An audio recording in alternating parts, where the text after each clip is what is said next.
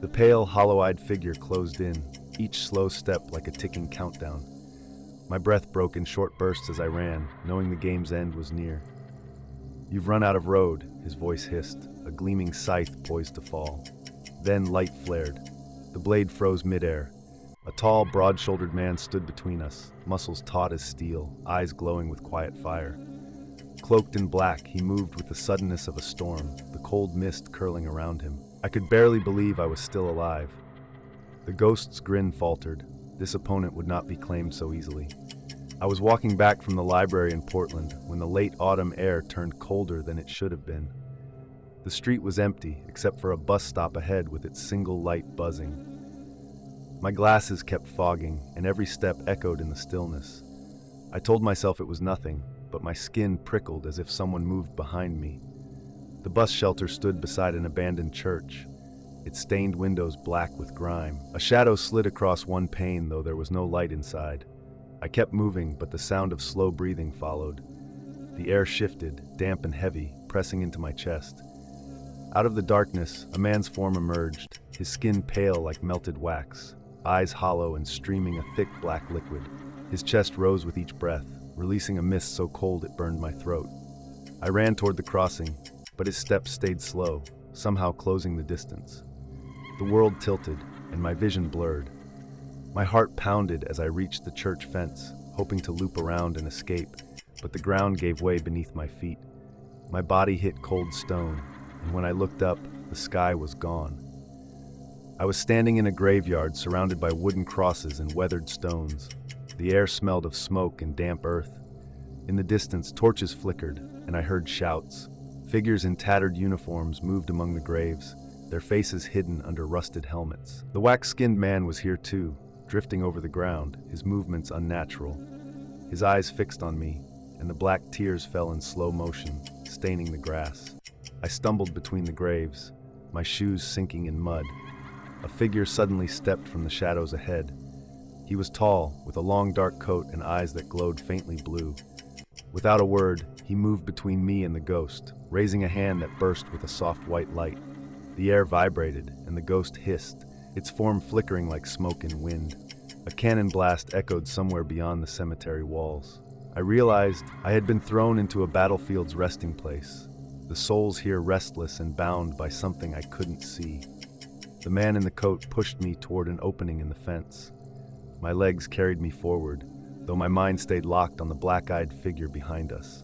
We ran into a narrow lane where another person appeared, a young woman in a simple linen dress, her eyes wide with fear. She didn't speak, only grabbed my arm and pulled me through an alley lined with sagging wooden buildings. The ground shook and the cold mist thickened, spilling into the street like a tide. The man in the coat turned back once, his eyes locking with mine as if to warn me. Light flared from his palm and the mist recoiled. I stumbled forward and suddenly found myself on the pavement outside the modern church again, gasping for air. The bus stop was empty. For days after, sleep came in broken fragments.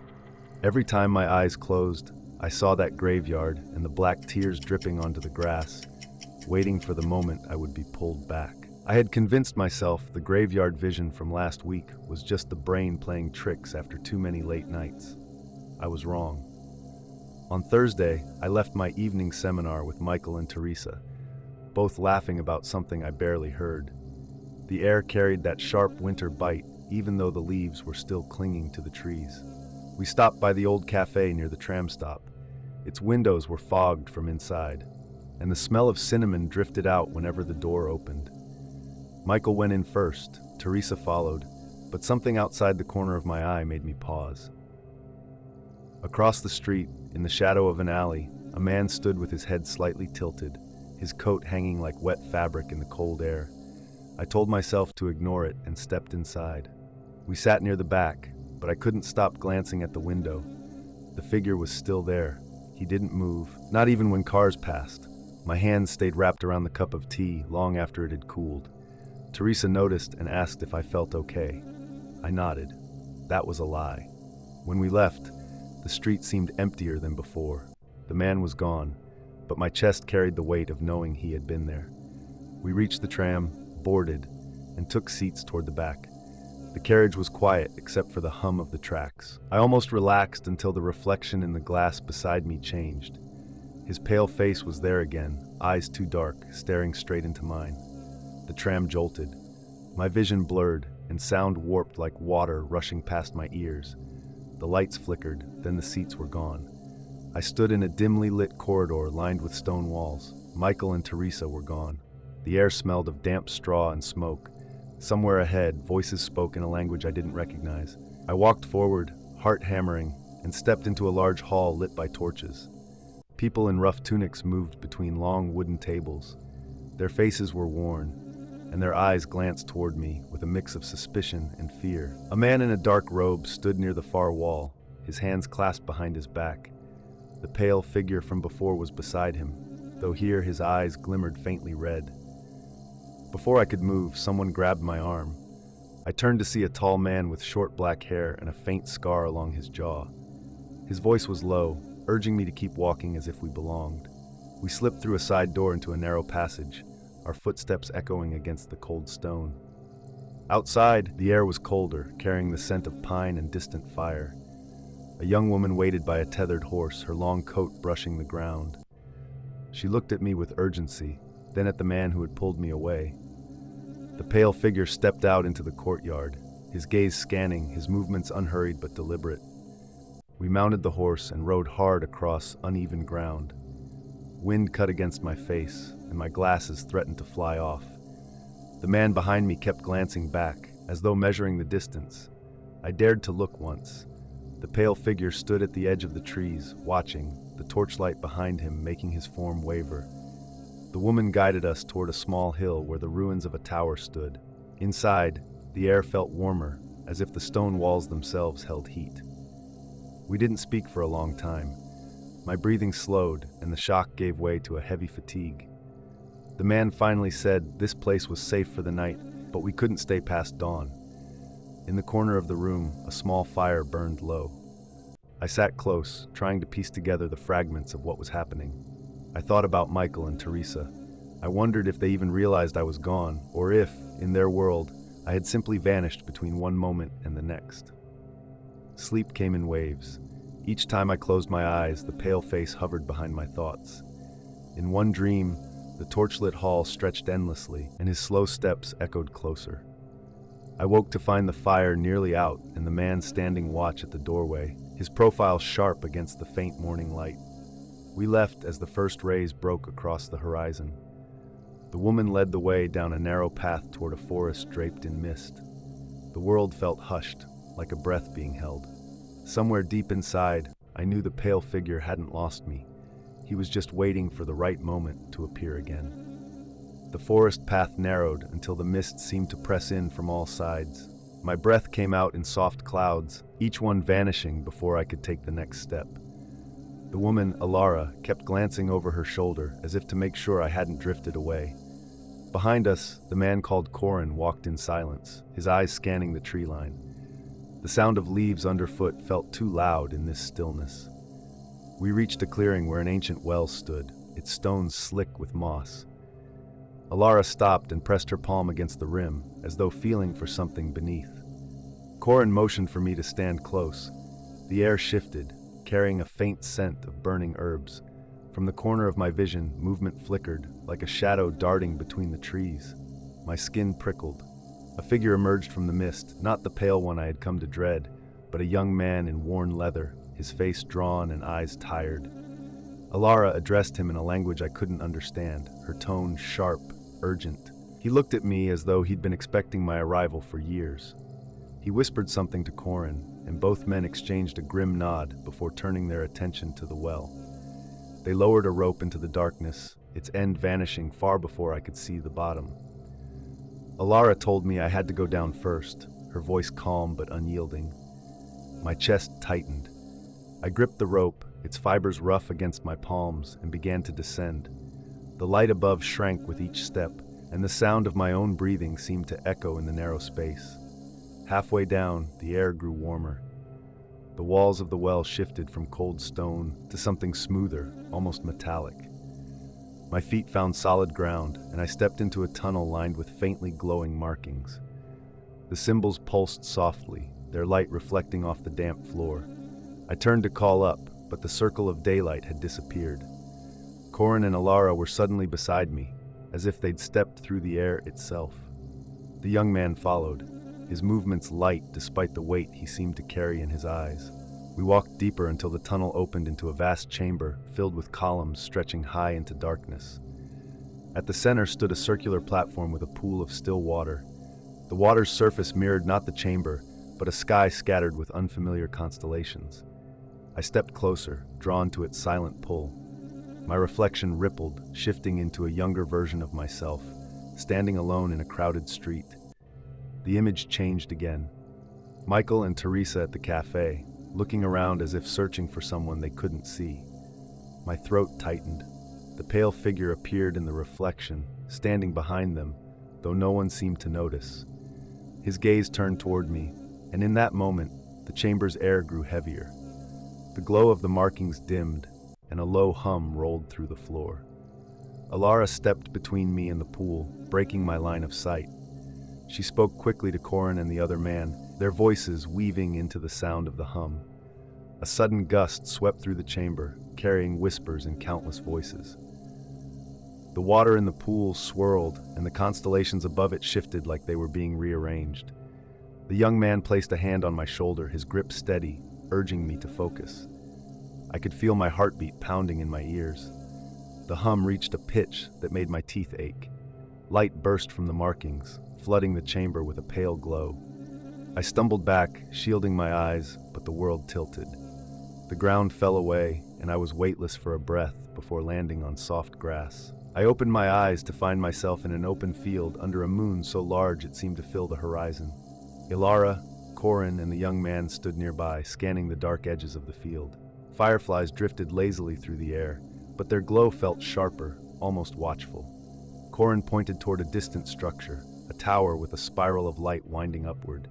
We began walking, the grass brushing against my legs, the air cool and dry. I glanced back once. Far away, at the edge where the field met the trees, the pale figure stood motionless. Even at that distance, I felt his eyes on me, steady and unblinking. No one spoke as we approached the base of the tower. The entrance was an archway of black stone, its surface etched with more of the glowing symbols. The young man placed his hand on the stone, and the light shifted, opening a path inside. I hesitated at the threshold, a knot forming in my stomach. I knew that whatever lay inside would either pull me closer to finding my way home, or lock me deeper in this place where time bent and shadows learned my name. The thought sent a shiver down my spine, but my feet moved forward anyway. Inside the tower, the air felt cooler, almost thin, as if each breath had to be coaxed into my lungs. The walls curved upward in a spiral, lined with faintly glowing veins that pulsed in slow rhythm. Alara stepped ahead, her footsteps soft, while Corin stayed close behind, his gaze flicking toward every shadow. I trailed my hand along the stone, surprised by its warmth. A faint hum drifted from somewhere above, blending with the sound of our steps. The young man Arlen moved with quiet precision, as though he'd walked this path many times before.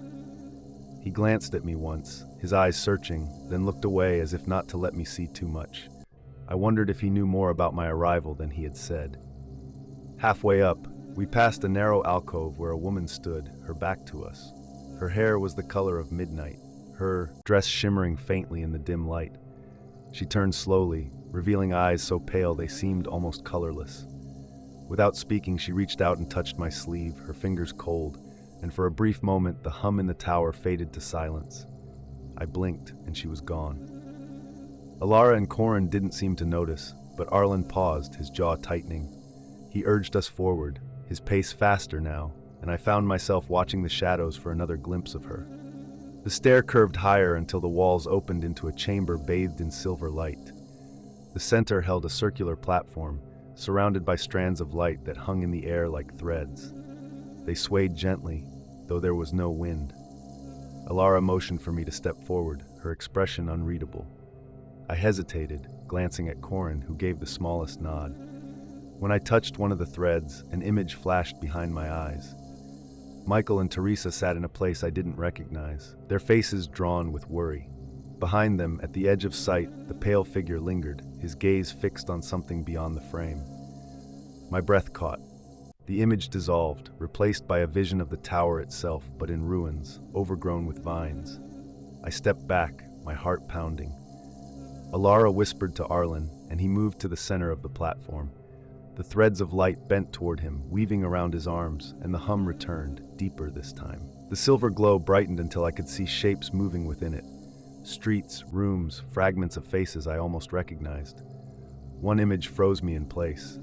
It was me, standing in the middle of a market, speaking to someone whose face was hidden in shadow. That shadow shifted, and the pale figure's outline emerged, closer than before, his head tilted slightly as if studying me. The light around us flickered. A sound like distant footsteps echoed in the chamber, though there was nowhere for anyone to walk. Corin's hand brushed my shoulder, grounding me. Alara's voice grew sharper, the words rapid and urgent. Arlen pulled free from the threads, his face pale, and told us we had to move. We descended a narrow stair hidden behind the platform, the steps damp underfoot.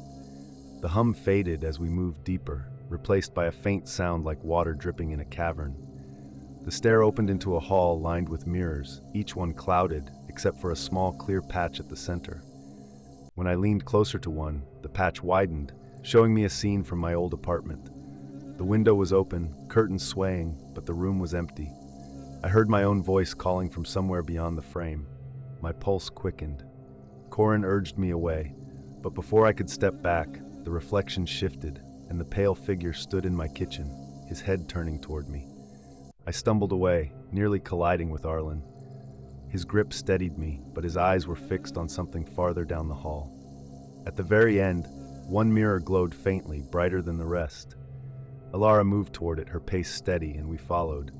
The glass shimmered, showing an image of a bridge under a red sky.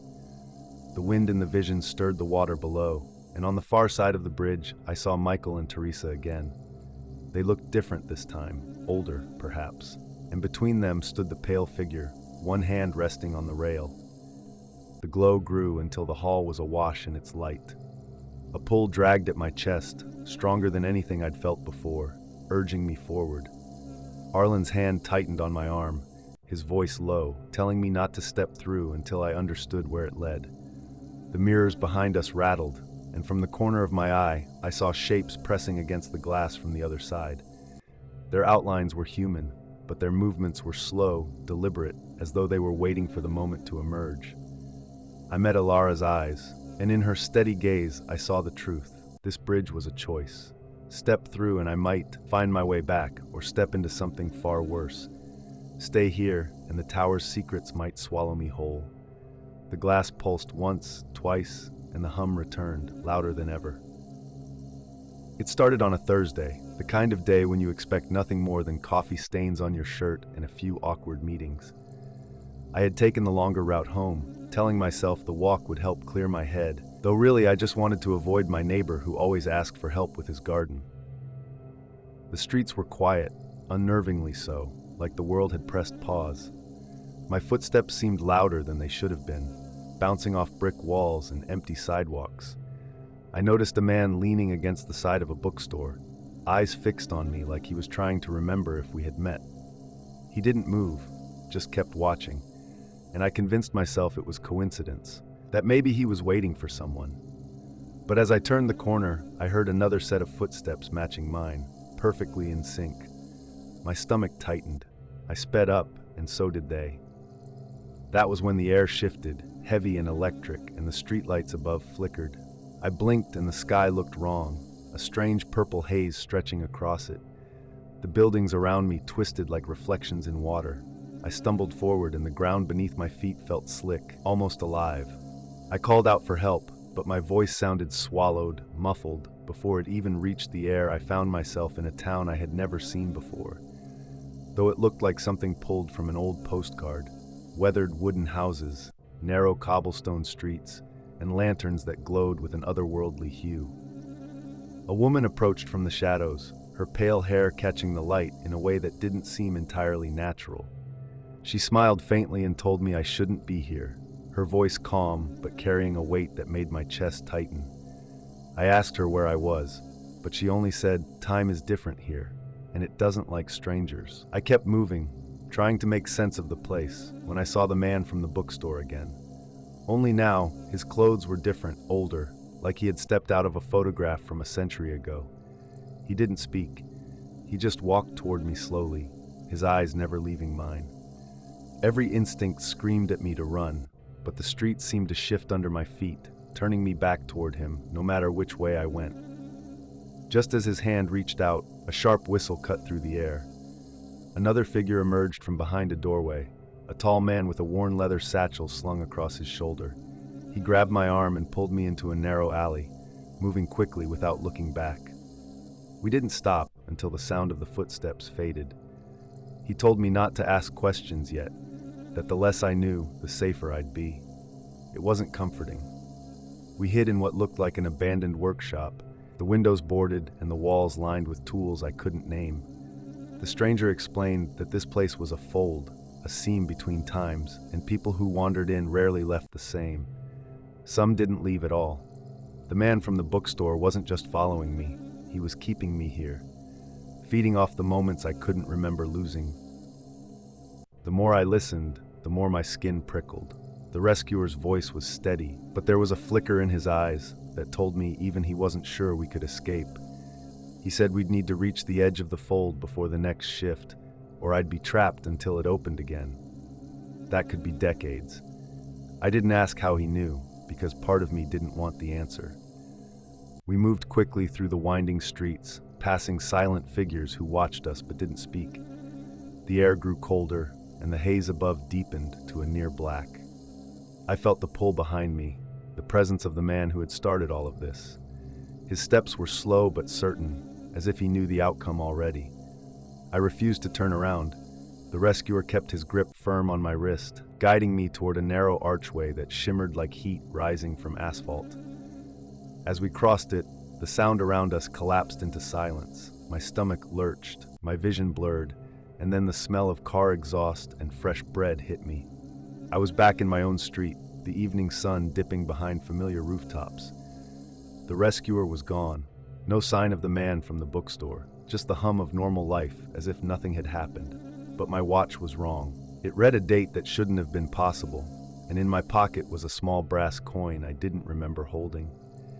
I keep it on my desk now, its surface warm to the touch, as a reminder that the world isn't as solid as we pretend, and that sometimes taking the long way home can lead you somewhere you were never meant to go.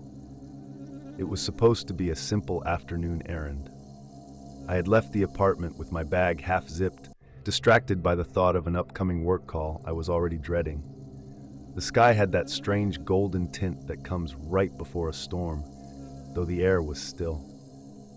As I walked past the old railway crossing, a faint humming filled my ears, deep enough to make my teeth buzz. It was the kind of sound you feel more than hear. I stopped expecting to see a train, but the tracks were empty. The air smelled faintly of rain and something older, like damp stone and burned paper. I took a step forward and the world blinked. No flash, no warning, just a shift so quick it felt like missing a single frame in a film. The street was gone. In its place stood a dirt road lined with tall, crooked houses, their windows dark and glass warped as if they'd been underwater too long. A figure stood at the far end, watching. My mind raced through every rational explanation, but nothing fit. My pulse thudded against my ears as the figure began walking toward me. It was a woman this time, not the man I'd seen before, dressed in layers of faded fabric that trailed along the ground. Her eyes locked on mine, unblinking, and her pace never faltered. I turned down the nearest alley, hoping to lose her, but the space stretched unnaturally long. No matter how far I moved, the end stayed the same distance away. My breath came in shallow bursts, and the cold in the air sank deeper into my bones. That was when I felt a hand grab my arm, pulling me sideways through what looked like a wall of rippling glass. I landed hard on uneven stone, catching myself against a wooden post. A man stood over me, tall and broad-shouldered, his expression set in something between urgency and calculation. He told me I had wandered too far, that this place didn't forgive mistakes. His voice was steady but low, carrying an edge that made me believe him instantly. He didn't give me his name, only motioned for me to follow. The air here was heavier, harder to breathe, as if the atmosphere itself wanted to slow us down. We moved through narrow passages between leaning buildings, each step echoing in ways that didn't make sense. Shadows shifted without light, shapes moving at the edges of my vision. At one point I saw the woman again, standing at the mouth of a street we hadn't taken, her gaze still fixed on me. I thought of calling out, but the man shook his head almost imperceptibly, and I swallowed the impulse. His pace quickened, and mine matched without thinking. The ground seemed to tilt slightly under my feet, making balance a constant fight. We stopped at a courtyard with a dry fountain at its center. The man crouched, brushing dirt away to reveal a small rusted emblem carved into the stone. He pressed his palm against it, and the air above the fountain rippled like water in the wind. He said this was the way back, but it wouldn't stay open for long. Behind us, footsteps grew louder, slow, deliberate, too steady to be human. I didn't need to turn to know who it was. My skin crawled as if every hair was trying to warn me at once. The man pushed me toward the fountain, telling me to go first.